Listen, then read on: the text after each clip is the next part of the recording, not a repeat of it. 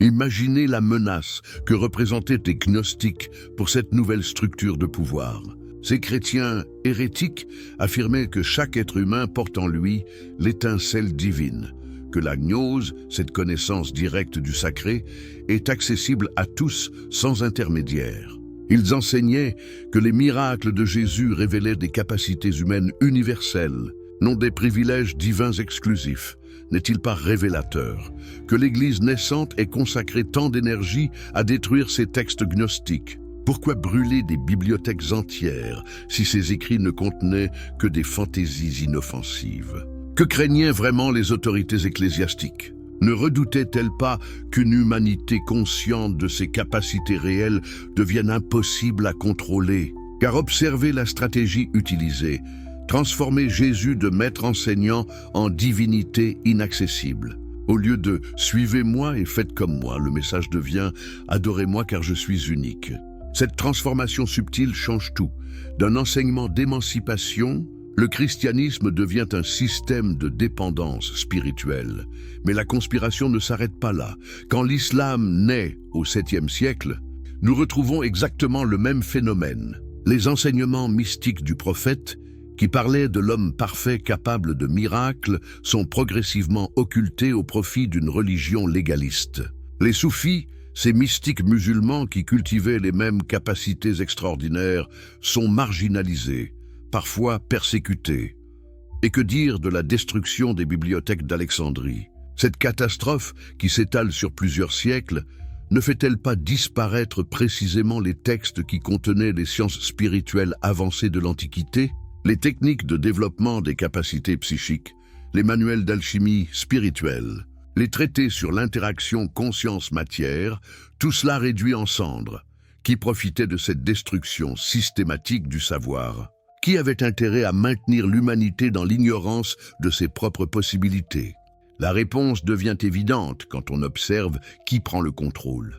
Des institutions qui basent leur pouvoir sur l'idée que les humains ordinaires sont incapables d'accéder directement au divin. Mais creusons plus profond. Au Moyen Âge, quand certains mystiques chrétiens redécouvrent ces capacités, Maître Eckhart parlant de l'union divine, Saint Jean de la Croix décrivant l'extase transformatrice, Sainte Thérèse d'Avila expérimentant la lévitation. Que fait l'Inquisition? Elle les surveille, les censure, parfois les élimine.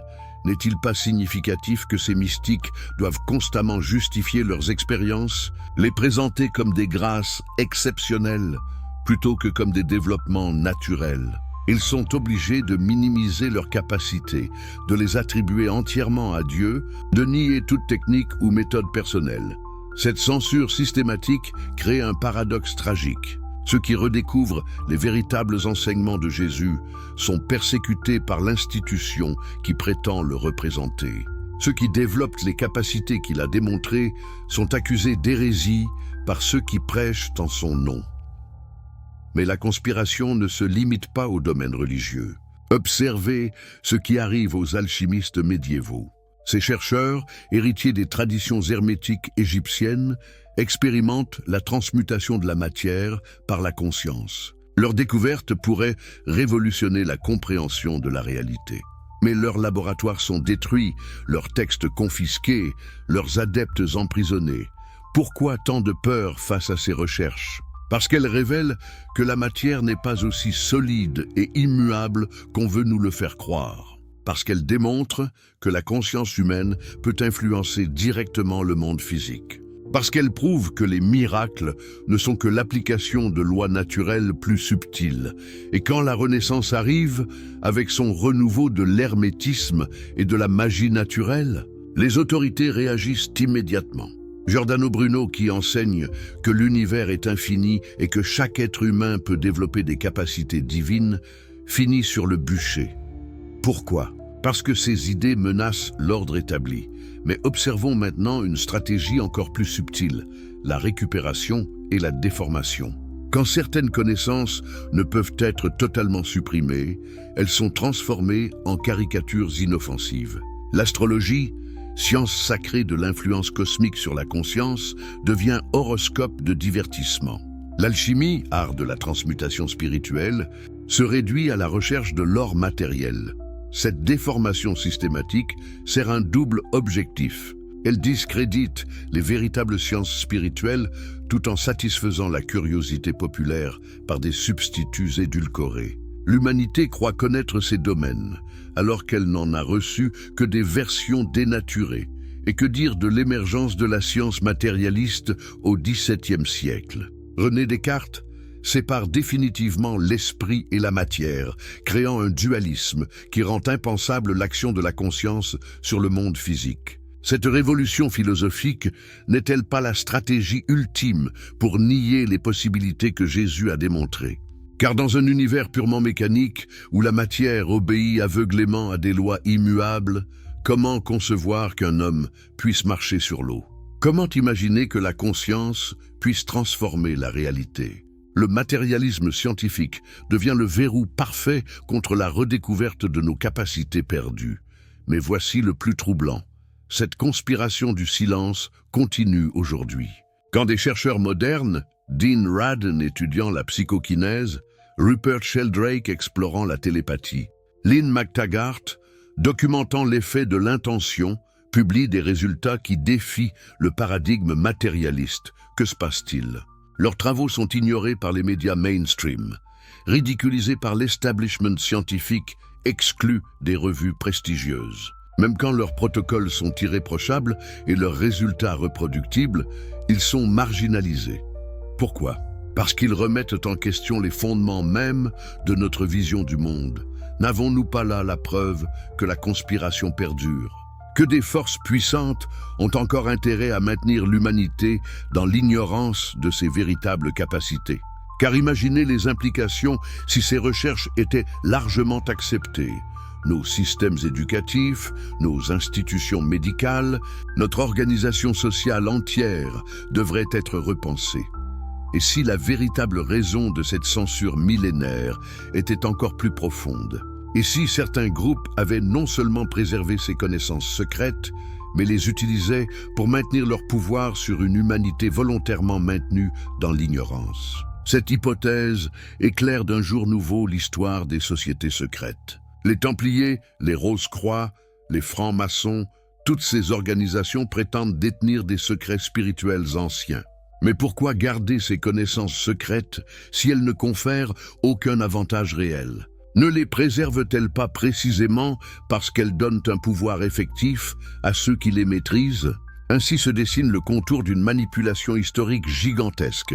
D'un côté, des masses maintenues dans l'ignorance de leurs capacités réelles, de l'autre, des élites préservant jalousement les techniques qui permettent de les développer. Une humanité à deux vitesses, ceux qui subissent les limitations qu'ils croient absolues et ceux qui savent les transcender. Mais cette conspiration du silence commence à se fissurer. Internet permet la diffusion d'informations que les censeurs ne peuvent plus contrôler totalement. Des chercheurs indépendants publient leurs découvertes malgré l'hostilité institutionnelle. Des témoins partagent leurs expériences extraordinaires malgré le ridicule social. Et si nous étions à l'aube d'une révélation majeure? Et si l'humanité était sur le point de redécouvrir collectivement les capacités que Jésus est venu lui révéler? Et si la conspiration du silence touchait enfin à sa fin 2000 ans après avoir commencé? Car peut-être que le moment est venu. Peut-être que notre époque de crise est précisément le catalyseur nécessaire pour que l'humanité retrouve ses pouvoirs oubliés. Peut-être que marcher sur l'eau n'était que le symbole de toutes les impossibilités que nous sommes appelés à transcender. La question n'est plus de savoir si ces capacités existent, trop de preuves s'accumulent. La question est de savoir si nous aurons le courage de les développer malgré les résistances. Si nous oserons devenir ce que Jésus nous a montré qu'il était possible d'être. Alors, êtes-vous prêts à sortir de cette conspiration du silence? Êtes-vous prêts à explorer ces territoires interdits de la conscience humaine? Parce que si vous l'êtes, cette enquête ne fait que commencer. Et les révélations suivantes vont complètement transformer votre vision de ce qu'il est possible d'accomplir. N'hésitez pas à partager vos réflexions en commentaire. Aviez-vous déjà soupçonné l'existence de cette censure historique? Avez-vous ressenti cette sensation d'avoir été privé de connaissances essentielles? Votre réveil fait partie de l'éveil collectif qui commence, et ensemble, nous allons redécouvrir ce que l'humanité a oublié d'elle-même. Une vérité cachée derrière les images. Spinoza révèle le pouvoir occulte des images. Regardez-vous cette vidéo depuis votre téléphone portable. Si c'est le cas, pourriez-vous appuyer sur « J'aime » maintenant? Cela nous aide énormément à faire découvrir ce contenu essentiel à plus de personnes qui cherchent la vérité. Et dites-nous en commentaire, de quel pays regardez-vous cette vidéo et quelle heure est-il chez vous en ce moment? Si vous appréciez les histoires qui transforment votre vision du monde, n'oubliez pas de vous abonner à la chaîne pour ne manquer aucun de ces moments révélateurs qui pourraient changer votre vie à jamais. Il était une fois dans les ruelles pavées d'Amsterdam du XVIIe siècle, un jeune homme de 23 ans qui découvrit un secret si dangereux que les autorités religieuses le condamnèrent à l'exil éternel. Ce secret concernait le pouvoir terrifiant des images sur l'esprit humain. Baruch Spinoza, car c'était son nom, venait de percer à jour l'une des conspirations les plus anciennes de l'humanité. Mais pourquoi ce jeune philosophe représentait-il une menace si grande? Qu'avait-il découvert de si révolutionnaire que, même aujourd'hui, 3 siècles plus tard, cette vérité continue d'être dissimulée par ceux qui détiennent le pouvoir? La réponse va vous stupéfier. Imaginez un instant que chaque image que vous voyez chaque jour, depuis les publicités dans la rue jusqu'aux symboles religieux, depuis les logos des entreprises jusqu'aux photos sur les réseaux sociaux, soit en réalité un instrument de contrôle mental minutieusement conçu. Imaginez que votre cerveau soit constamment bombardé par des messages subliminaux qui influencent vos décisions, vos croyances, vos émotions, sans que vous en ayez la moindre conscience. C'est exactement ce que Spinoza avait compris. Et c'est exactement ce qui lui coûta tout, sa famille, sa communauté, sa sécurité. Mais avant de mourir dans la solitude, il légua à l'humanité le plus précieux des trésors, les clés pour se libérer de cette prison invisible. Le philosophe maudit et sa découverte révolutionnaire. Pour comprendre la portée révolutionnaire de sa découverte, nous devons d'abord plonger dans l'Amsterdam du XVIIe siècle. Cette ville, refuge des persécutés de toute l'Europe, bouillonne d'idées nouvelles. Les marchands portugais et espagnols, fuyant l'Inquisition, y ont apporté non seulement leurs richesses, mais aussi leurs connaissances ésotériques, leurs textes interdits, leurs secrets millénaires. C'est dans ce contexte extraordinaire que grandit le jeune Baruch. Son père, Michael Spinoza, n'est pas seulement un marchand prospère. Il appartient à cette élite intellectuelle secrète qui préserve des connaissances ancestrales sur le pouvoir des symboles et des images. Mais ces connaissances, transmises de génération en génération dans le plus grand secret, ne sont pas destinées à libérer l'humanité. Elles servent au contraire à maintenir le contrôle sur les masses. Avez-vous déjà remarqué comment certaines images religieuses semblent vous hypnotiser? Comment un simple crucifix peut provoquer en vous des sentiments de culpabilité ou de dévotion que vous n'arrivez pas à expliquer rationnellement? Ce n'est pas un hasard. Ces effets ont été soigneusement calculés, étudiés, perfectionnés au fil des siècles par ceux qui comprennent les mécanismes secrets de l'esprit humain. Le jeune Spinoza découvre progressivement cette réalité troublante. Dans la bibliothèque familiale, il trouve des manuscrits hébreux, arabes et latins qui révèlent l'existence d'une science occulte de l'influence mentale par les images. Ces textes, certains datant de l'Égypte antique, d'autres des écoles mystiques de Babylone, décrivent avec une précision scientifique comment certaines formes, certaines couleurs, certaines proportions peuvent court-circuiter la raison humaine et implanter directement des idées dans l'inconscient. Mais la véritable révélation survient lorsque Spinoza comprend que cette science n'est pas seulement théorique. Elle est activement utilisée par les institutions religieuses et politiques de son époque. Chaque cathédrale, chaque synagogue, chaque temple a été conçu selon ces principes.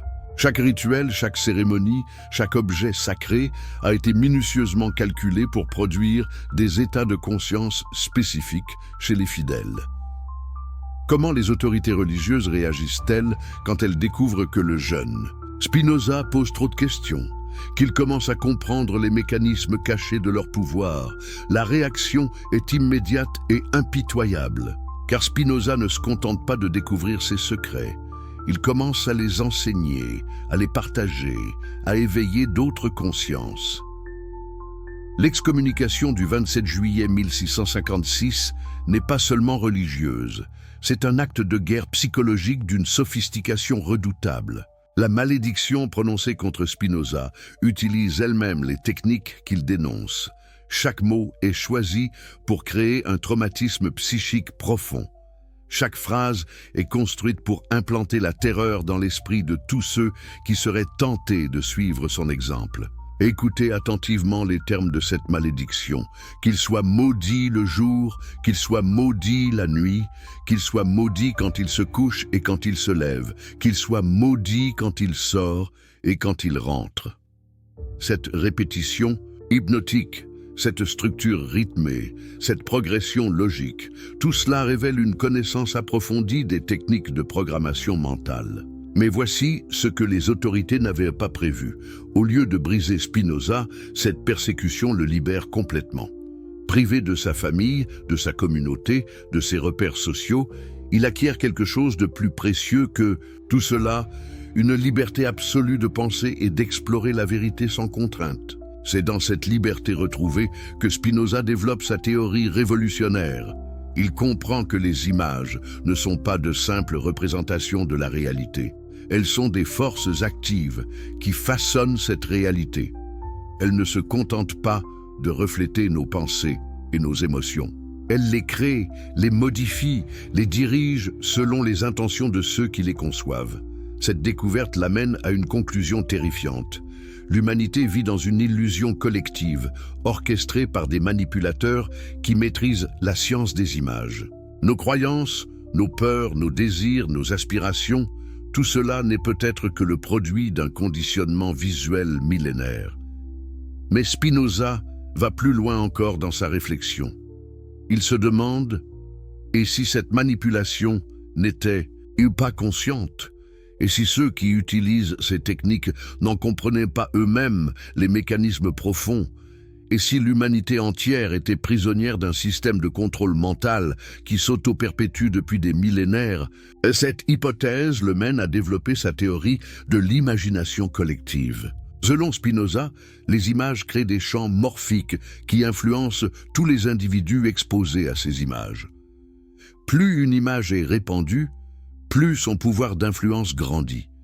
Plus elle est ancienne, plus elle s'enracine profondément dans l'inconscient collectif. Prenez par exemple l'image de la croix chrétienne. Combien de milliards d'êtres humains ont été exposés à ce symbole au cours des 2 derniers millénaires? Combien d'émotions, de prières, de supplications, de souffrances ont été associées à cette forme géométrique simple?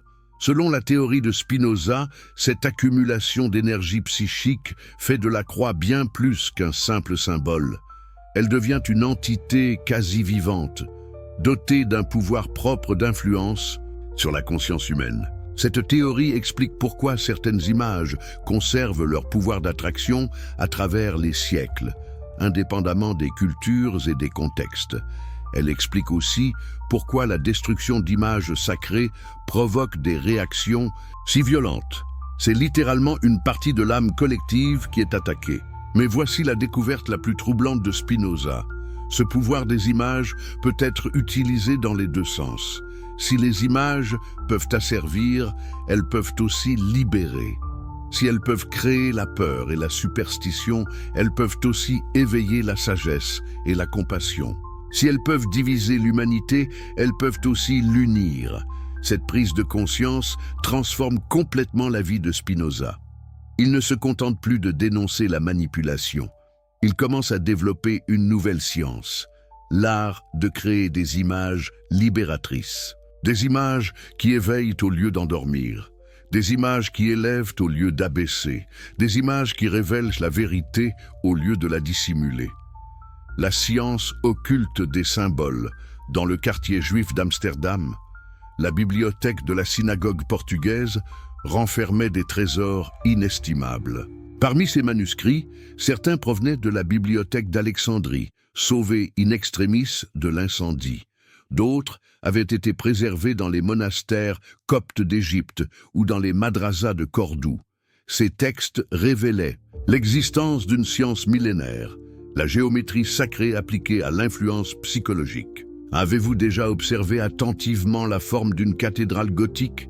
Cette élévation vers le ciel, ces voûtes qui semblent défier les lois de la pesanteur, ces jeux d'ombre et de lumière qui créent une atmosphère surnaturelle, rien de tout cela n'est laissé au hasard. Chaque proportion, chaque angle, chaque courbe a été calculée pour produire un effet psychologique précis sur le visiteur. Ces images ne sont pas conçues pour informer ou instruire. Elles sont conçues pour traumatiser. Elles visent à créer dans l'esprit du fidèle un état de terreur permanente qui le rendra docile et soumis à l'autorité religieuse. L'enfant qui grandit entouré de ces représentations développe des peurs inconscientes si profondes qu'elles conditionneront toute sa vie adulte. Plus inquiétante encore, Spinoza découvre que ces techniques ne se limitent pas au christianisme. Toutes les religions organisées utilisent des méthodes similaires. L'islam développe sa propre iconographie de la peur avec les descriptions coraniques du châtiment divin. Le judaïsme cultive l'angoisse de la transgression à travers ses interdits rituels innombrables. L'hindouisme terrifie ses fidèles avec ses divinités terribles aux multiples bras armés. Cette universalité des techniques d'intimidation religieuse révèle à Spinoza qu'il ne s'agit pas d'accidents culturels, mais d'une stratégie délibérée. Quelque part dans l'histoire de l'humanité, certains groupes ont compris que la peur est l'émotion la plus efficace pour contrôler les masses. Ils ont donc développé des systèmes religieux spécifiquement conçus pour cultiver et entretenir cette peur. Mais comment ces manipulateurs s'y prennent-ils concrètement? Spinoza analyse leur méthode avec la précision d'un anatomiste. Il découvre d'abord l'utilisation systématique de ce qu'il appelle l'anthropomorphisation terrifiante du divin. Au lieu de présenter Dieu comme une force cosmique, abstraite et bienveillante, les religions le représentent sous les traits d'un monarque colérique, jaloux, vengeur, prêt à punir la moindre désobéissance. Cette image de Dieu tyran sert un double objectif. D'une part, elle projette les fidèles dans un état d'angoisse permanent. Comment savoir si l'on a satisfait toutes les exigences de ce Dieu capricieux? D'autre part, elle légitime l'autorité terrestre des prêtres, qui se présentent comme les seuls interprètes autorisés de la volonté divine. Spinoza découvre ensuite l'utilisation de ce qu'il nomme la culpabilité originelle. Toutes les religions monothéistes développent l'idée que l'être humain est fondamentalement pécheur, impur, indigne. Cette culpabilité n'est pas liée à des actes spécifiques, mais à la nature humaine elle-même. Elle est donc inescapable et permanente. Cette culpabilité artificielle remplit plusieurs fonctions psychologiques. Elle détruit l'estime de soi naturelle de l'individu, le rendant dépendant de l'approbation extérieure. Elle justifie toutes les souffrances de l'existence. Si nous souffrons, c'est parce que nous le méritons. Elle crée un besoin compulsif de rédemption que seule l'institution religieuse peut prétendre offrir. La troisième technique analysée par Spinoza est l'infantilisation spirituelle. Les religions présentent systématiquement leurs fidèles comme des enfants ignorants face à un Père céleste omniscient. Cette métaphore n'est pas innocente. Elle vise à maintenir les croyants dans un état de dépendance psychologique comparable à celui de l'enfant vis-à-vis de ses parents. L'enfant fait confiance aveuglément à l'autorité parentale parce qu'il n'a pas d'autre choix pour survivre. De même, le fidèle infantilisé fait confiance aveuglément à l'autorité religieuse parce qu'on lui a appris qu'il ne peut pas survivre spirituellement sans elle. Cette dépendance artificielle garantit la soumission et la fidélité du croyant. Mais voici ce que Spinoza trouve le plus révoltant. Cette manipulation ne vise pas seulement à contrôler les comportements extérieurs. Elle vise à coloniser l'intériorité même des individus. Les images religieuses ne se contentent pas d'influencer ce que nous faisons. Elles modifient ce que nous sommes, ce que nous pensons, ce que nous ressentons dans le secret de notre cœur. Un fidèle conditionné par ces techniques ne peut plus accéder à sa nature authentique. Ses désirs spontanés sont étouffés par la culpabilité. Ses questions naturelles sont réprimées par la peur du châtiment. Sa curiosité intellectuelle est limitée par les dogmes. Sa créativité est canalisée vers l'adoration d'images toutes faites. Il devient étranger à lui-même. Cette aliénation spirituelle produit des effets psychologiques dramatiques que Spinoza observe autour de lui. Les individus les plus religieux sont souvent les plus anxieux, les plus rigides, les plus intolérants.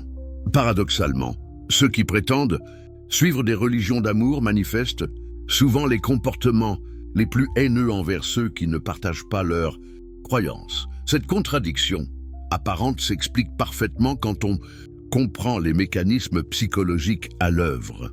L'individu conditionné par la peur religieuse développe une agressivité refoulée considérable. Ne pouvant l'exprimer contre l'autorité divine qui l'opprime, il la projette sur les infidèles, les hérétiques, tous ceux qui remettent en question le système qui l'emprisonne.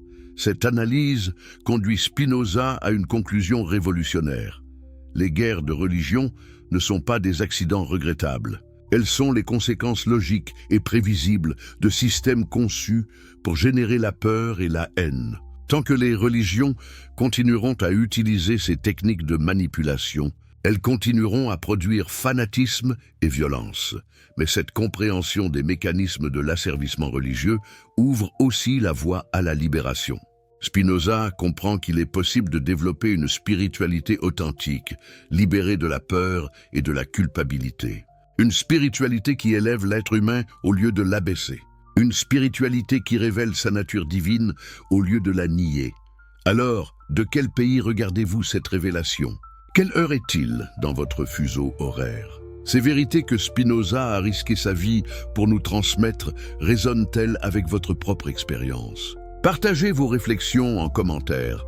Votre témoignage pourrait éclairer d'autres chercheurs de vérité qui nous rejoindront dans cette quête de libération spirituelle. Dites-nous maintenant en commentaire, de quel coin du monde nous rejoignez-vous aujourd'hui? Et quelle heure marque votre horloge en ce moment précis où vous découvrez ces secrets millénaires? La révolution des images à l'ère moderne, nous sommes en 1789, dans les rues tumultueuses de Paris révolutionnaire. Les foules se soulèvent, les têtes tombent. Un monde ancien s'effondre. Mais savez-vous quelle fut la première cible des révolutionnaires? Ce ne furent ni les palais ni les banques. Ce furent des images. Les statues des rois furent déboulonnées, les armoiries royales effacées, les symboles de l'Ancien Régime systématiquement détruits. Pourquoi cette obsession iconoclaste? Parce que les révolutionnaires français, sans le savoir, appliquaient instinctivement les théories de Spinoza. Ils comprenaient que détruire les images du pouvoir, c'est détruire le pouvoir lui-même. Mais ce qu'ils ne réalisaient pas, c'est qu'ils ne faisaient que remplacer un système de symboles par un autre. La Révolution française invente en effet une nouvelle science, la propagande moderne. Robespierre et ses associés développent des techniques révolutionnaires d'influence des masses par l'image. Les fêtes révolutionnaires, les parades civiques, les nouveaux symboles républicains, tout cela répond à une stratégie délibérée de reconditionnement mental de la population française. Prenez l'exemple de la déesse Raison, cette figure féminine, créée pour remplacer les saints chrétiens dans l'imaginaire populaire. Cette image n'est pas choisie au hasard. Elle combine subtilement des archétypes féminins profondément enracinés dans la psyché humaine. La mère protectrice, la sage conseillère, la guide spirituelle. Elle offre aux masses déchristianisées un substitut émotionnel à la Vierge Marie, tout en véhiculant les nouvelles valeurs révolutionnaires. Mais voici ce qui est fascinant. Les créateurs de cette iconographie révolutionnaire ignorent complètement qu'ils appliquent les principes découverts par Spinoza. Ils procèdent par intuition, par tâtonnement, reproduisant inconsciemment des mécanismes millénaires de manipulation par l'image. Cette méconnaissance rend leur technique encore plus efficace, car elle semble spontanée et authentique. L'impact psychologique de cette révolution iconographique dépasse toutes les espérances de ses créateurs. En quelques années, l'imaginaire français se trouve complètement transformé. Des populations entières, conditionnées depuis des siècles par les images chrétiennes et monarchiques, basculent vers une nouvelle vision du monde. Cette transformation rapide démontre de façon spectaculaire le pouvoir des images sur la conscience collective. Mais cette expérience révolutionnaire révèle aussi un aspect terrifiant de la manipulation par l'image, son potentiel destructeur. Car la Révolution française ne se contente pas de changer les symboles. Elle génère une violence d'une intensité inouïe. La terreur, avec ses milliers de victimes, naît directement de cette guerre des images qui divise la société française entre patriotes et ennemis du peuple. Comment une simple bataille symbolique peut-elle déclencher de telles tragédies? Spinoza l'avait prédit, quand on détruit brutalement l'univers imaginaire d'une population sans lui laisser le temps de s'adapter, on provoque un traumatisme collectif qui se traduit par des explosions de violence irrationnelle. Les images ne sont pas de simples représentations. Elles sont des parties vivantes de l'âme collective. Les arracher provoque une douleur psychique comparable à une amputation. Avez-vous déjà observé attentivement un portrait officiel de Napoléon? Cette mise en scène grandiose, cette gestuelle théâtrale, ces symboles de pouvoir soigneusement disposés, rien n'est laissé au hasard. Chaque élément de l'image est calculé pour produire un effet psychologique spécifique, l'admiration, la soumission, la vénération. Napoléon ne gouverne pas seulement par la force militaire, il gouverne par la fascination esthétique. Cette stratégie révèle une compréhension intuitive, mais remarquablement précise, des mécanismes décrits par Spinoza. Napoléon sait que les foules ne suivent pas des idées abstraites, mais des images incarnées. Il se transforme lui-même en symbole vivant, en projection des aspirations collectives de son époque. Il devient littéralement une image qui marche, qui parle, qui agit. Cette personnification du pouvoir marque une étape décisive dans l'évolution des techniques de manipulation. Désormais, il ne s'agit plus seulement de créer des images extérieures pour influencer les masses. Il s'agit de transformer les dirigeants eux-mêmes en images vivantes, en incarnation des mythologies collectives. Mais l'innovation la plus révolutionnaire de cette époque concerne l'utilisation des nouveaux médias. L'imprimerie, qui existait déjà depuis 3 siècles, connaît une expansion foudroyante. Pour la première fois dans l'histoire de l'humanité, il devient possible de diffuser massivement des images identiques à des millions d'individus simultanément. Cette révolution technique transforme complètement la nature de l'influence symbolique. Auparavant, chaque image était unique, artisanale, locale. Désormais, la même image peut être reproduite à l'infini et diffusée partout dans le monde. Cette standardisation de l'imagerie collective crée des possibilités de manipulation d'une ampleur jamais égalée. Les premiers à exploiter systématiquement ce potentiel sont les industriels et les commerçants. Ils comprennent que les techniques utilisées par les révolutionnaires et les empereurs peuvent être adaptées à la vente de marchandises. Ainsi naît la publicité moderne, héritière directe de la propagande politique. Mais comment cette transition s'opère-t-elle concrètement? L'histoire de cette transformation nous mène dans les ateliers des premiers publicitaires. Ces pionniers qui vont révolutionner la société de consommation en appliquant, sans toujours le savoir, les principes découverts par Spinoza. Thomas Barratt, considéré comme le père de la publicité moderne, développe dans les années 1880 des techniques d'une sophistication remarquable. Sa campagne pour le savon Pears utilise pour la première fois la puissance émotionnelle de l'image pour vendre un produit. Au lieu de présenter les qualités pratiques du savon, il associe son usage à des valeurs symboliques, la pureté, la distinction sociale, l'amour maternel. Cette stratégie révolutionnaire repose sur une intuition géniale. Les consommateurs n'achètent pas des produits, ils achètent des identités. Ils ne cherchent pas seulement à satisfaire des besoins matériels, mais des aspirations psychologiques profondes. L'image publicitaire devient ainsi un miroir déformant qui leur renvoie non pas ce qu'ils sont, mais ce qu'ils rêvent d'être. Cette découverte ouvre un marché psychologique d'une rentabilité extraordinaire. Car contrairement aux besoins matériels, qui sont limités, les besoins d'identité sont potentiellement infinis. On peut créer artificiellement des insatisfactions permanentes, des désirs toujours renouvelés, des quêtes identitaires sans fin. La publicité moderne ne vend plus des objets, elle vend des rêves. Mais voici ce qui rend cette évolution particulièrement inquiétante. Cette marchandisation de l'imaginaire transforme progressivement la nature même de la conscience humaine. Les individus exposés quotidiennement à ces images publicitaires développent ce que nous pourrions appeler une mentalité de consommateur. Ils apprennent à évaluer leur bonheur et leur réussite selon des critères externes définis par les marchands. Cette aliénation consumériste produit des effets psychologiques dramatiques que Spinoza avait anticipés.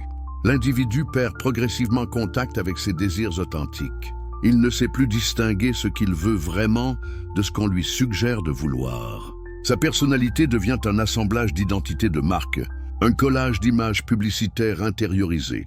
Plus grave encore, cette manipulation commerciale utilise les mêmes ressorts psychologiques que la manipulation religieuse dénoncée par Spinoza.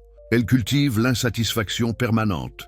Elle promet un bonheur toujours différé. Elle maintient les individus dans un état de dépendance et de frustration.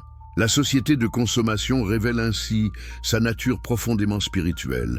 C'est une religion déguisée, avec ses temples, les centres commerciaux, ses rituels, les achats, ses promesses de salut, les nouveaux produits.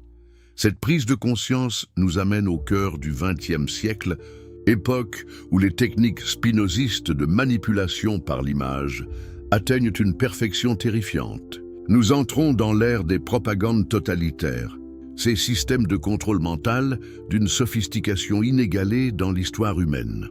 La neuroscience confirme Spinoza, nous sommes en 1920, dans le laboratoire du neurologue italien Giuseppe Rizzolatti. Ces recherches sur les mécanismes cérébraux vont aboutir, 70 ans plus tard, à une découverte qui révolutionnera notre compréhension du fonctionnement de l'esprit humain, les neurones miroirs. Mais avant d'en arriver là, il nous faut comprendre comment la science du cerveau s'est progressivement rapprochée des intuitions de Spinoza. Dès la fin du XIXe siècle, les premiers neurologistes remarquent des phénomènes étranges qui confirment les théories du philosophe maudit sur le pouvoir des images. Jean-Martin Charcot, le célèbre médecin de la Salpêtrière, observe que certaines de ses patientes hystériques reproduisent fidèlement les postures et expressions qu'elles voient dans les peintures religieuses. Ces femmes, pourtant incultes et souvent illettrées, imitent spontanément les attitudes des saintes en extase représentées dans les œuvres d'art. Comment expliquer ce phénomène mystérieux? Charcot comprend que l'image possède un pouvoir d'imitation involontaire qui bypasse complètement la conscience rationnelle. Voir une posture, c'est déjà commencer à la reproduire intérieurement. Contempler une expression émotionnelle, c'est ressentir cette émotion dans son propre corps.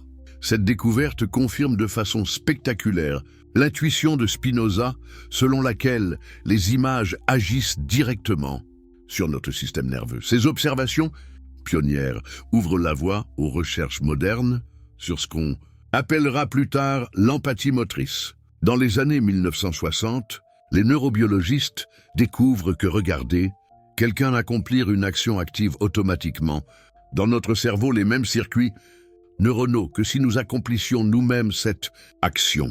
Cette découverte révolutionnaire valide scientifiquement la théorie spinoziste de l'imitation affective. Spinoza avait intuitivement compris que nous ne percevons pas les émotions d'autrui de l'extérieur, mais que nous les ressentons littéralement dans notre propre corps. Les neurones miroirs démontrent que cette intuition était parfaitement exacte, mais les implications de cette découverte vont bien au-delà de la simple empathie. Si notre cerveau imite automatiquement ce qu'il perçoit, alors toutes les images auxquelles nous sommes exposés laissent des traces neurologiques permanentes. Chaque film que nous regardons, chaque publicité que nous voyons, chaque photo que nous contemplons modifie physiquement la structure de nos circuits cérébraux. Cette plasticité neuronale, mise en évidence par les recherches modernes, confirme de façon saisissante les intuitions de Spinoza sur le conditionnement par les images. Le philosophe hollandais avait compris que l'exposition répétée à certaines images finit par sculpter littéralement notre personnalité. La neuroscience contemporaine démontre que cette sculpture est bien réelle. Elle se traduit par des modifications anatomiques mesurables dans notre cerveau. Avez-vous déjà réfléchi à l'impact neurologique de votre exposition quotidienne aux écrans? Un individu moderne voit en moyenne 3000 images publicitaires par jour. Chacune de ces images active des circuits neuronaux spécifiques, renforce certaines associations, affaiblit certaines résistances. Au bout de quelques mois, ces micro-modifications s'accumulent pour produire des changements comportementaux significatifs.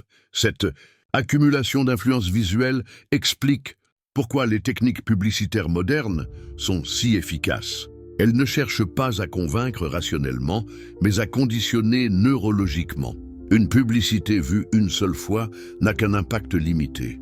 Mais la même publicité vue 100 fois, 1000 fois, modifie progressivement les circuits de décision du cerveau jusqu'à rendre quasiment automatique l'achat du produit vanté. Cette découverte révèle l'existence de ce que nous pourrions appeler une pollution visuelle aussi dangereuse que la pollution chimique. De même que notre corps accumule les toxines présentes dans notre environnement, notre cerveau accumule les influences des images qui nous entourent. Et de même que certaines toxines finissent par provoquer des maladies, certaines images finissent par provoquer des dysfonctionnements psychologiques. Les recherches en neurosciences cognitives confirment cette analogie inquiétante. L'exposition prolongée à des images violentes, par exemple, désensibilise progressivement les centres cérébraux responsables de l'empathie. Les individus qui consomment régulièrement des contenus agressifs développent une tolérance croissante à la violence, exactement comme les toxicomanes développent une tolérance croissante à leur drogue. Plus troublant encore, ces modifications neurologiques peuvent être transmises aux générations suivantes. L'épigénétique, cette nouvelle science qui étudie l'hérédité des caractères acquis, révèle que les traumatismes psychologiques liés à l'exposition à certaines images peuvent laisser des marques durables sur l'ADN. Ces marques se transmettent ensuite aux descendants, créant des lignées entières, conditionnées par des images qu'elles n'ont même jamais vues. Cette découverte jette un éclairage terrifiant sur les génocides du XXe siècle. Les populations exposées aux propagandes nazies, staliniennes ou maoïstes n'ont pas seulement subi un conditionnement temporaire. Elles ont été marquées génétiquement par ces images de haine. Leurs descendants portent encore aujourd'hui, inscrites dans leur patrimoine héréditaire, les traces de ces manipulations visuelles. Mais voici peut-être la découverte la plus révolutionnaire de la neuroscience moderne. Elle démontre que le cerveau ne fait pas de différence fondamentale entre une expérience réelle et une expérience imaginée intensément. Les mêmes circuits neuronaux s'activent dans les deux cas. Cette découverte valide de façon spectaculaire la théorie de Spinoza selon laquelle l'imagination possède une force créatrice comparable à celle de la réalité. Cette équivalence neurologique entre réel et imaginaire explique pourquoi les images fictionnelles peuvent avoir des effets psychologiques aussi puissants que les expériences vécues. Un film dramatique peut provoquer un véritable traumatisme. Une série télévisée peut modifier durablement notre vision du monde. Un jeu vidéo peut conditionner nos réflexes et nos comportements. Ces découvertes révèlent que nous vivons dans ce que nous pourrions appeler une réalité hybride. Mélange indissociable d'expériences directes et d'expériences médiatisées. Notre personnalité, nos croyances, nos émotions résultent pour une part importante de cette accumulation d'images artificielles que nous avons intégrées comme si elles étaient des souvenirs personnels. Cette fusion entre réel et virtuel pose des questions vertigineuses sur la nature même de l'identité humaine. Qui sommes-nous vraiment ? Des individus autonomes ou des collages d'influences visuelles? Nos opinions nous appartiennent-elles ou sont-elles le produit de conditionnements subis? Notre libre arbitre existe-t-il encore dans un monde saturé d'images manipulatrices? La réponse à ces questions nous ramène paradoxalement à Spinoza. Le philosophe du XVIIe siècle avait anticipé ce problème avec une lucidité remarquable. Selon lui, La liberté ne consiste pas à échapper aux influences extérieures, ce qui est impossible, mais à les comprendre suffisamment pour les utiliser consciemment. Cette perspective ouvre des horizons libérateurs. Si notre cerveau est programmable par les images, nous pouvons apprendre à le programmer nous-mêmes, au lieu de subir la programmation imposée par d'autres. Si notre personnalité résulte d'une accumulation d'influences visuelles, nous pouvons choisir consciemment ces influences pour devenir qui nous voulons être. Cette possibilité d'autoprogrammation consciente représente peut-être la révolution la plus importante de notre époque. Elle transforme chacun de nous en artiste de sa propre existence, en sculpteur de sa propre personnalité. Elle nous donne les outils pour créer des images intérieures plus belles, plus nobles, plus épanouissantes que celles qu'on cherche à nous imposer. Images qui ont changé le monde. Commençons par une image qui a littéralement créé une civilisation, la croix chrétienne. Avez-vous déjà réfléchi au parcours extraordinaire de ce symbole? À l'origine, la croix était l'instrument de supplice le plus infamant de l'Empire romain. Elle représentait l'humiliation suprême, la mort réservée aux esclaves et aux criminels. Comment ce symbole de honte s'est-il transformé en emblème de la religion la plus puissante du monde occidental? La réponse nous ramène au IVe siècle, sur le pont Milvius, près de Rome. L'empereur Constantin s'apprête à livrer bataille contre son rival Maxence pour le contrôle de l'Empire. Selon la légende, il voit apparaître dans le ciel une croix lumineuse accompagnée des mots « In hoc signo vinces ». Par ce signe, tu vaincras. Constantin fait dessiner ce symbole sur les boucliers de ses soldats et remporte une victoire décisive. Cette anecdote, vraie ou fabriquée, marque un tournant capital dans l'histoire de l'humanité. Pour la première fois, un empereur romain utilise consciemment un symbole religieux comme arme psychologique. Il comprend instinctivement ce que Spinoza théorisera 13 siècles plus tard. Les images possèdent une force mobilisatrice supérieure à tous les discours rationnels. Mais voici ce qui est fascinant. Constantin n'adopte pas le christianisme par conviction religieuse. Il l'adopte par calcul politique. Il a observé que cette nouvelle religion possède une capacité de mobilisation des masses extraordinaire. Les chrétiens sont prêts à mourir pour leurs croyances. Ils forment une communauté soudée, disciplinée, dévouée. En s'appropriant leurs symboles, Constantin s'approprie leur énergie collective. Cette stratégie révèle une compréhension remarquablement moderne des mécanismes de pouvoir. Constantin ne cherche pas à détruire la force du christianisme, mais à la canaliser à son profit. Il transforme une religion révolutionnaire en instrument de domination impériale. Cette récupération symbolique sera copiée par tous les dirigeants politiques des siècles suivants. L'impact de cette manipulation dépasse toutes les espérances de son initiateur. En quelques décennies, l'Empire romain se transforme radicalement. Les temples païens sont fermés, les anciennes divinités abandonnées, tout l'imaginaire collectif se réorganise autour des symboles chrétiens. Cette révolution ne résulte ni de la force militaire, ni de la persuasion rationnelle, mais uniquement du pouvoir d'attraction d'un symbole habilement utilisé. Cette transformation révèle un aspect crucial du pouvoir des images. Elle ne se contente pas d'influencer les opinions superficielles. Elle modifie les structures profondes de la personnalité collective. L'Empire romain christianisé n'est pas seulement l'ancien empire avec une nouvelle religion officielle. C'est une civilisation entièrement différente, avec d'autres valeurs, d'autres aspirations, d'autres comportements. Cette métamorphose civilisationnelle nous amène à considérer un autre symbole révolutionnaire, le croissant islamique. Cette image, qui domine aujourd'hui l'imaginaire de plus d'1 milliard d'êtres humains, possède une histoire tout aussi fascinante que celle de la croix chrétienne.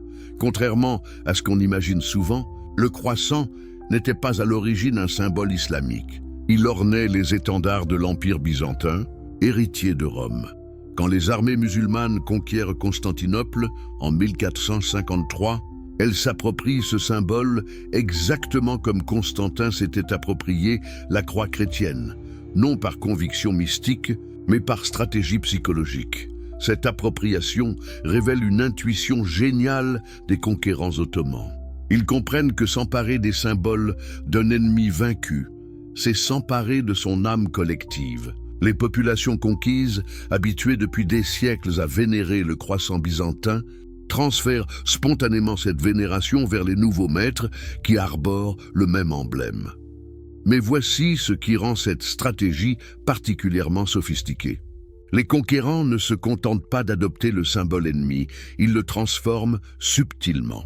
Le croissant byzantin était statique, orné d'une croix. Le croissant islamique devient dynamique, associé à une étoile qui évoque le mouvement, la progression, l'expansion.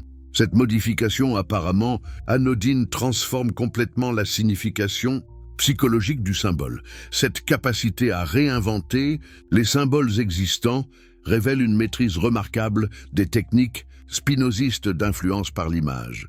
Les stratèges islamiques comprennent qu'il est plus efficace de détourner des symboles déjà enracinés dans l'inconscient collectif que d'en créer de nouveaux ex nihilo.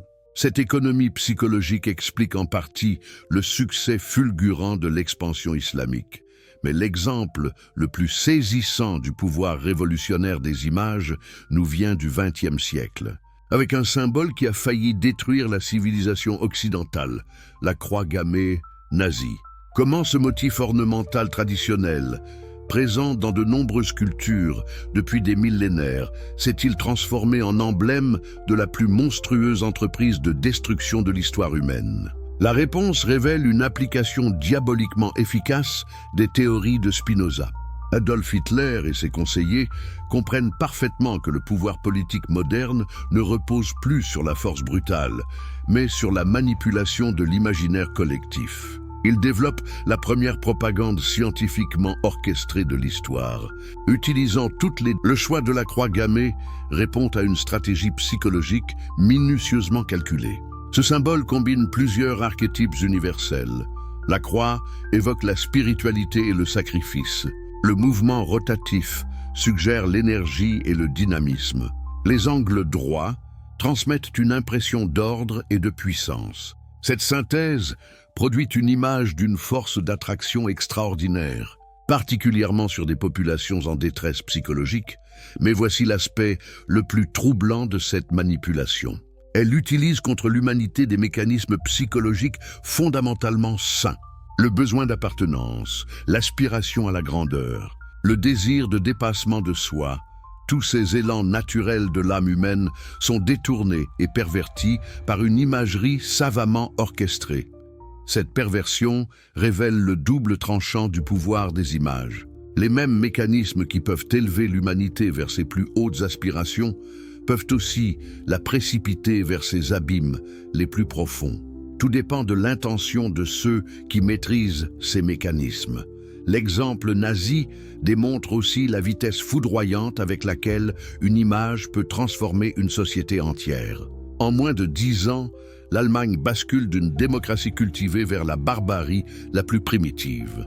Cette transformation ne résulte ni de la pauvreté économique, ni de l'ignorance intellectuelle, mais uniquement de l'exposition intensive à un système d'images soigneusement conçu pour détruire les résistances morales et rationnelles.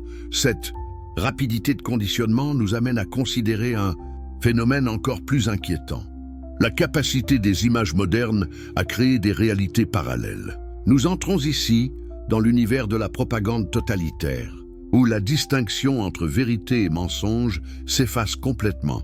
George Orwell, dans son roman prophétique 1984, avait anticipé cette évolution avec une lucidité saisissante. Son concept de novlangue décrit précisément ce que Spinoza avait identifié 3 siècles plus tôt: le pouvoir des images et des mots à créer de toutes pièces des univers mentaux artificiels. Mais Orwell n'avait pas prévu l'ampleur que prendrait ce phénomène à l'ère d'Internet et des réseaux sociaux. Aujourd'hui, chacun de nous vit dans une bulle informationnelle personnalisée, exposée uniquement aux images et aux informations qui confirment ses préjugés existants. Cette fragmentation de l'imaginaire collectif crée des communautés humaines qui habitent littéralement des réalités différentes. Cette évolution pose des questions vertigineuses sur l'avenir de la démocratie. Comment des citoyens peuvent-ils prendre des décisions collectives rationnelles s'ils ne partagent plus la même perception de la réalité? Comment une société peut-elle fonctionner si ses membres vivent dans des univers imaginaires incompatibles? La réponse à ces questions urgentes nous ramène une fois de plus à Spinoza. Le philosophe hollandais avait compris que la liberté politique dépend de la liberté intellectuelle et que cette dernière ne peut exister sans une compréhension claire des mécanismes de manipulation de la conscience. Cette prise de conscience ouvre paradoxalement des perspectives d'espoir. Si nous comprenons comment les images nous influencent, nous pouvons apprendre à choisir consciemment nos influences. Si nous maîtrisons les mécanismes de création des réalités imaginaires, nous pouvons participer activement à la construction d'un imaginaire collectif plus juste et plus épanouissant. Cette possibilité de co-création consciente de notre univers symbolique représente peut-être la chance la plus extraordinaire de notre époque. Pour la première fois dans l'histoire humaine, nous possédons à la fois les connaissances théoriques et les outils pratiques pour libérer l'humanité de ses conditionnements millénaires et créer ensemble des images vraiment libératrices. Alors, maintenant que vous comprenez le pouvoir terrifiant et libérateur des images qui nous entourent, dites-nous, depuis quel pays découvrez-vous ces révélations? Quelle heure sonne à votre horloge en cet instant où votre conscience s'éveille à ces vérités cachées? Partagez en commentaire votre ressenti face à ces découvertes qui changent tout.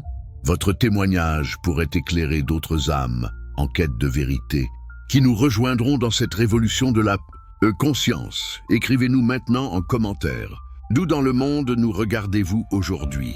Et quelle heure précise marque votre montre alors que vous découvrez ces mystères millénaires qui ont façonné l'humanité? Le côté sombre des images pour comprendre cette face obscure du pouvoir des images, nous devons remonter au laboratoire secret du Troisième Reich, où des scientifiques nazis développaient ce qu'ils appelaient la psychologie de guerre totale. Ces recherches, longtemps classées secrètes, révèlent comment l'humanité a appris à transformer les images en armes de destruction massive de la conscience. Dans les archives récemment déclassifiées de l'OSS, l'ancêtre de la CIA, nous découvrons des documents troublants sur les expériences menées par Joseph Goebbels et son équipe de propagandistes. Ces hommes ne se contentaient pas d'utiliser intuitivement le pouvoir des images. Ils l'étudiaient scientifiquement, testaient ses effets sur des cobayes humains, perfectionnaient ces techniques comme on perfectionne une arme chimique. Leurs recherches révèlent des vérités sidérantes sur la vulnérabilité de l'esprit humain face à certaines stimulations visuelles. Ils découvrent par exemple que l'exposition répétée à des images de violence désactive progressivement les centres cérébraux responsables de l'empathie. Un individu normal, soumis à un bombardement d'images brutales pendant quelques semaines, développe une indifférence émotionnelle qui le rend capable d'actes qu'il aurait trouvés impensables auparavant. Cette découverte explique comment des populations entières ont pu basculer dans la barbarie en si peu de temps. Les Allemands des années 1930 n'étaient pas génétiquement différents de leurs descendants actuels, mais ils ont été exposés à un conditionnement visuel systématique qui a littéralement reprogrammé leur système nerveux. Les films de Leni Riefenstahl, les affiches de Julius Streicher, les défilés orchestrés par Albert Speer, tout cela constituait un programme de déshumanisation progressive des consciences. Mais voici ce qui rend cette manipulation particulièrement perverse. Elle utilise les mécanismes naturels du plaisir esthétique pour véhiculer des messages de haine. Les films de Riefenstahl sont objectivement beaux. Leur cadrage, leur montage, leur esthétique sont d'une qualité artistique indéniable. Cette beauté formelle endort la vigilance morale du spectateur et facilite l'implantation des idées toxiques. Cette stratégie révèle une compréhension diabolique des mécanismes décrits par Spinoza. Le philosophe hollandais avait observé que nous tendons naturellement à adopter les idées associées aux expériences esthétiques positives. Si une idée nous est présentée dans un emballage visuellement séduisant, nous l'acceptons plus facilement que si elle nous était proposée de façon neutre ou repoussante. Cette esthétisation de la politique, pour reprendre l'expression de Walter Benjamin, transforme l'art en instrument de domination. Elle pervertit notre sens naturel de la beauté pour le mettre au service de la destruction. Cette perversion constitue peut-être l'une des corruptions les plus profondes de la nature humaine. Les conséquences de ces techniques ne se limitent pas à l'époque nazie. Elles se sont diffusées dans l'ensemble de la société moderne, adaptées et perfectionnées par de nouveaux maîtres. L'industrie du divertissement contemporaine utilise quotidiennement ces méthodes de conditionnement par la violence esthétisée. Pensez aux films d'action modernes, à ces spectacles de destruction où la violence est chorégraphiée comme un ballet, filmée comme une œuvre d'art, sonorisée comme un opéra. Ces productions ne racontent pas des histoires, elles programment des réflexes. Elles habituent progressivement les spectateurs à considérer la violence comme normale, désirable, esthétiquement plaisante. Cette normalisation de la brutalité produit des effets sociaux dramatiques que nous commençons seulement à mesurer. Les générations élevées dans cette culture de la violence spectacularisée développent une tolérance anormalement élevée à l'agression. Elles perdent progressivement leur capacité naturelle d'empathie et de compassion. Plus inquiétant encore, cette désensibilisation crée un cercle vicieux de surenchère. Quand le public s'habitue à un certain niveau de violence, les producteurs doivent augmenter la dose pour maintenir l'impact émotionnel. Cette escalade conduit à des contenus de plus en plus extrêmes qui repoussent sans cesse les limites de l'acceptable. Nous assistons aujourd'hui aux conséquences ultimes de cette dérive avec l'explosion des contenus violents sur Internet. Des plateformes entières se spécialisent dans la diffusion d'images traumatisantes, accidents, agressions, exécutions, tortures. Ces contenus attirent des millions de spectateurs fascinés par des SP7 fascinations morbides, révèlent l'existence de ce que nous pourrions appeler une pornographie de la violence. Comme la pornographie sexuelle, elle crée une dépendance progressive qui pousse à rechercher des stimulations toujours plus extrêmes. Les consommateurs de ces contenus développent une véritable addiction neurochimique à l'adrénaline de la terreur, point hectacle, qu'aucune société civilisée n'aurait toléré dans le passé.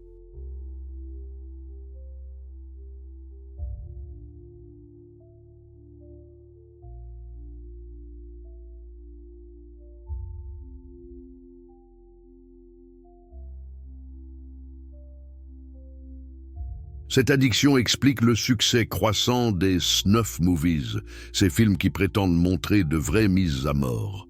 Peu importe que la plupart soient en réalité des fictions sophistiquées. Leur simple existence révèle l'ampleur de la corruption psychologique produite par des décennies d'exposition à la violence esthétisée. Mais cette dérive ne concerne pas seulement les contenus explicitement violents. Elle contamine l'ensemble de notre culture visuelle. Les informations télévisées transforment les tragédies humaines en spectacles sensationnels. La publicité utilise la peur et l'angoisse pour vendre des produits. Les réseaux sociaux amplifient les contenus qui génèrent le plus d'émotions négatives, créant un environnement informationnel toxique. Cette toxicité informationnelle produit des effets psychologiques mesurables. Les études épidémiologiques révèlent une explosion des troubles anxieux, des dépressions, des comportements agressifs dans les populations les plus exposées aux médias modernes. Nous vivons dans la première société de l'histoire humaine où l'information elle-même est devenue pathogène. Cette pathologie informationnelle s'explique par un mécanisme évolutif détourné de sa fonction originelle. Notre cerveau a évolué pour réagir intensément aux signaux de danger, car cette réactivité favorisait la survie de nos ancêtres. Mais dans un environnement médiatique saturé de signaux d'alarme artificiels, cette même réactivité devient dysfonctionnelle. Nous développons ce que les psychologues appellent un stress post-traumatique médiatique. Notre système nerveux reste en permanence en état d'alerte, comme si nous étions constamment menacés. Cette tension chronique épuise nos ressources psychiques et nous rend vulnérables à toute forme de manipulation. Cette vulnérabilité explique le succès des mouvements populistes contemporains. Ces mouvements utilisent systématiquement la stratégie de l'amplification de la peur. Ils dramatisent les problèmes réels, inventent des menaces imaginaires créent un climat d'angoisse permanente qui rend les populations prêtes à accepter n'importe quelle solution autoritaire. Cette manipulation par la peur n'est pas nouvelle. Elle constitue l'une des techniques de contrôle les plus anciennes de l'humanité. Mais jamais elle n'avait atteint une telle sophistication technique et une telle ampleur géographique. Les réseaux sociaux permettent aujourd'hui de terroriser psychologiquement des milliards d'individus simultanément. Cette terrorisation de masse utilise des mécanismes que Spinoza avait parfaitement identifiés. Le philosophe hollandais avait observé que la peur paralyse la raison et rend les individus manipulables. Un homme effrayé ne réfléchit plus logiquement. Il réagit instinctivement, selon des schémas primitifs programmés dans les couches les plus archaïques de son cerveau. Cette régression cognitive transforme des citoyens éduqués en foule primitive. Elle explique comment des démocraties avancées peuvent basculer vers l'autoritarisme en quelques années. Il suffit d'exposer suffisamment longtemps la population à des images anxiogènes pour détruire sa capacité de jugement politique rationnel. Mais voici peut-être l'aspect le plus troublant de cette manipulation. Elle s'auto-entretient. Les individus conditionnés par la peur développent une addiction à l'information anxiogène. Ils recherchent compulsivement les contenus qui confirment leurs angoisses, créent des chambres d'écho où leur peur s'amplifie mutuellement. Cette auto-intoxication informationnelle crée des communautés entières vivant dans des univers parallèles de terreur partagée. Ces communautés deviennent imperméables à tout argument rationnel, à toute information contradictoire. Elles constituent des sectes informationnelles aussi fermées que les sectes religieuses traditionnelles. La prolifération de ces sectes informationnelles représente peut-être la menace la plus grave pesant sur la démocratie moderne. Comment une société peut-elle fonctionner démocratiquement si ses citoyens habitent des réalités incompatibles ? Comment peuvent-ils prendre des décisions collectives rationnelles s'ils ne partagent plus aucune base factuelle commune ? Cette fragmentation de la réalité collective nous ramène aux intuitions prophétiques de Spinoza. Le philosophe avait compris que la liberté politique dépend de la liberté intellectuelle et que cette dernière ne peut exister dans un environnement saturé d'images manipulatrices. Il avait anticipé que l'humanité devrait un jour choisir entre la vérité et la servitude, la libération à travers la conscience-là. Première étape de cette libération consiste à comprendre que nous ne sommes pas condamnés à subir passivement l'influence des images qui nous entourent. Notre cerveau possède une capacité remarquable que les scientifiques appellent la neuroplasticité. Il peut se reconfigurer à tout âge, créer de nouveaux circuits, modifier ses réactions automatiques. Cette découverte révolutionnaire nous donne les clés pour reprogrammer consciemment notre système nerveux. Cette reprogrammation ne relève ni de la magie ni de la volonté pure. Elle repose sur des techniques précises, validées scientifiquement, que n'importe qui peut apprendre et maîtriser. Ces techniques constituent ce que nous pourrions appeler une hygiène informationnelle, aussi nécessaire à notre équilibre mental que l'hygiène corporelle l'est à notre santé physique. La première de ces techniques consiste à développer ce que les psychologues appellent la métacognition, la capacité à observer ses propres processus mentaux. Quand vous regardez une image, apprenez à remarquer immédiatement les émotions qu'elle déclenche en vous, les associations qu'elle évoque, les désirs qu'elle suscite. Cette prise de conscience instantanée crée une distance critique qui neutralise l'impact manipulateur. Cette vigilance métacognitive demande un entraînement quotidien, exactement comme un muscle qui se renforce par l'exercice. Commencez par observer vos réactions aux publicités. Quand une annonce vous attire, demandez-vous immédiatement quel mécanisme psychologique cette image utilise-t-elle? À quel besoin inconscient fait-elle appel? Quelle peur ou quel désir exploite-t-elle? Cette analyse systématique transforme progressivement votre rapport aux images. Au lieu de les subir passivement, vous commencez à les déchiffrer activement. Vous devenez capable de distinguer les images authentiques qui révèlent la beauté du monde, des images artificielles qui tentent de vous manipuler. Cette discrimination constitue le fondement de votre liberté retrouvée, mais cette liberté individuelle ne suffit pas. Spinoza l'avait parfaitement compris, nous sommes des êtres fondamentalement sociaux et notre libération ne peut être que collective. Il nous faut donc développer des stratégies de résistance communautaire à la manipulation par l'image. Cette résistance collective commence par l'éducation. Nous devons enseigner aux nouvelles générations les mécanismes de l'influence visuelle, exactement comme nous leur enseignons les mathématiques ou l'histoire. Cette alphabétisation visuelle devrait constituer une matière fondamentale dans tous les systèmes éducatifs modernes.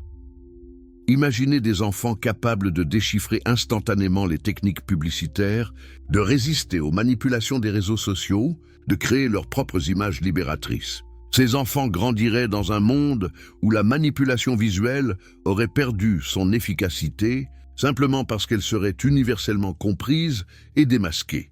Cette éducation visuelle ne doit pas se limiter aux aspects techniques. Elle doit aussi développer ce que nous pourrions appeler une spiritualité de l'image. Spinoza avait compris que les images les plus puissantes sont celles qui révèlent la beauté et l'harmonie cosmique. Apprendre à créer et à reconnaître ces images authentiques constitue un acte de résistance spirituelle contre la laideur artificielle de notre époque.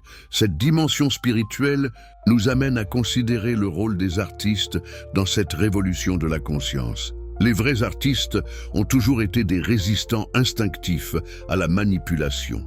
Ils créent des images qui élèvent l'âme au lieu de l'abaisser, qui révèlent la vérité au lieu de la dissimuler. Ils libèrent l'imagination au lieu de l'enchaîner. Soutenir ces artistes authentiques, diffuser leurs œuvres, s'inspirer de leur vision constitue un acte politique d'une importance capitale. Chaque image belle et vraie que nous partageons contribue à élever le niveau vibratoire de l'imaginaire collectif. Chaque création authentique que nous soutenons affaiblit l'emprise des images manipulatrices. Cette stratégie de contre-propagande esthétique peut sembler dérisoire face à la puissance des industries de la manipulation. Mais l'histoire nous enseigne que les transformations les plus profondes commencent toujours par de petits groupes d'individus conscients qui refusent de se soumettre à l'ordre établi. La révolution numérique nous offre aujourd'hui des outils d'une puissance inégalée pour démocratiser cette résistance créative. N'importe qui peut créer des images, les diffuser mondialement, toucher des millions de consciences. Cette démocratisation de la création visuelle représente peut-être la chance la plus extraordinaire de notre époque. Mais attention, ces mêmes outils peuvent aussi servir la manipulation si nous les utilisons inconsciemment. La technologie n'est ni bonne ni mauvaise en soi. Tout dépend de l'intention et de la conscience de celui qui l'utilise. C'est pourquoi la formation de cette conscience constitue l'enjeu fondamental de notre époque.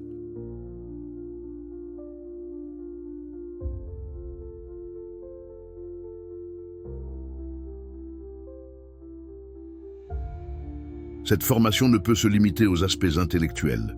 Elle doit aussi cultiver ce que Spinoza appelait l'intuition, cette forme de connaissance qui saisit immédiatement l'essence des choses. L'intuition développée nous permet de sentir instantanément si une image est authentique ou manipulatrice, si elle élève ou abaisse notre niveau de conscience. Cette sensibilité intuitive se développe par la méditation, la contemplation de la beauté naturelle, la fréquentation des grandes œuvres d'art du passé. Elle se nourrit aussi du silence et de la solitude, ces espaces où notre conscience peut se régénérer loin du bombardement visuel constant de la modernité. Cette régénération spirituelle nous permet de créer ce que nous pourrions appeler un champ morphique de liberté autour de nous. Ce champ influence positivement toutes les personnes qui entrent en contact avec nous, créant des cercles concentriques de transformation qui s'étendent progressivement à l'ensemble de la société. Cette expansion de la conscience libérée constitue le véritable enjeu de notre époque. Nous vivons un moment historique unique où l'humanité peut choisir son avenir. Soit elle s'enfonce dans l'esclavage de la manipulation généralisée, soit elle s'élève vers une civilisation de la conscience éveillée. Ce choix ne se fera pas dans les parlements ou les conseils d'administration. Il se fait ici et maintenant, dans la conscience de chaque individu qui décide de résister à la manipulation et de créer sa propre réalité. Chaque prise de conscience individuelle contribue à l'éveil collectif de l'humanité. Cette responsabilité peut sembler écrasante, mais elle est aussi extraordinairement libératrice. Elle nous révèle que nous ne sommes pas des victimes passives du système, mais les co-créateurs actifs de notre réalité collective. Chaque image que nous choisissons de regarder ou d'ignorer, chaque création que nous partageons ou rejetons, chaque émotion que nous cultivons ou transformons participe à l'orientation de l'évolution humaine. Cette co-création consciente de notre imaginaire collectif représente peut-être l'aventure spirituelle la plus exaltante de notre époque. Elle nous invite à devenir des artistes de notre propre existence, des poètes de notre propre réalité, des magiciens bienveillants qui transforment le plomb de la manipulation en or de la libération. Cette alchimie de la conscience constitue l'héritage véritable de Spinoza. Le philosophe maudit du XVIIe siècle nous a légué les clés pour transformer notre époque de confusion en âge d'or de la conscience humaine. Il nous appartient maintenant d'utiliser ces clés pour ouvrir les portes d'un monde vraiment libre. Conclusion. Finale. L'éveil de l'humanité. Repensez à ce voyage que nous avons accompli ensemble. Nous avons commencé par découvrir l'histoire tragique de Baruch Spinoza, ce jeune homme de 23 ans, excommunié pour avoir osé révéler des vérités qui dérangeaient les pouvoirs établis de son époque. Nous avons suivi ces découvertes révolutionnaires sur les mécanismes secrets par lesquels les images façonnent notre réalité, influencent nos émotions, déterminent nos croyances les plus profondes. Nous avons exploré les techniques millénaires utilisées par les institutions religieuses pour maintenir leurs fidèles dans un état de dépendance psychologique. Nous avons analysé comment ces mêmes techniques ont été adaptées et perfectionnées par les propagandistes modernes, les publicitaires, les manipulateurs de l'opinion publique. Nous avons découvert que la science contemporaine valide de façon spectaculaire les intuitions géniales de ce philosophe du XVIIe siècle.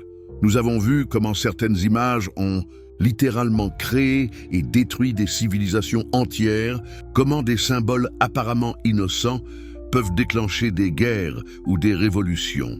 Comment notre époque utilise ces connaissances pour exercer un contrôle mental d'une sophistication jamais égalée dans l'histoire humaine.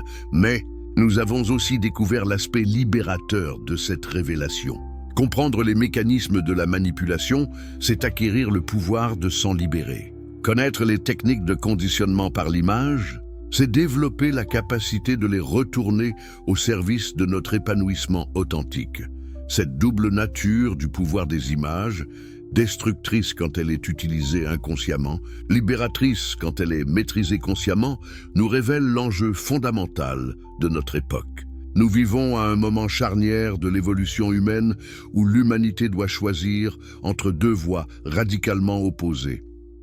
La première voie mène vers un asservissement de plus en plus total. C'est la voie de la facilité, de l'inconscience, de la soumission passive aux manipulations de plus en plus sophistiquées.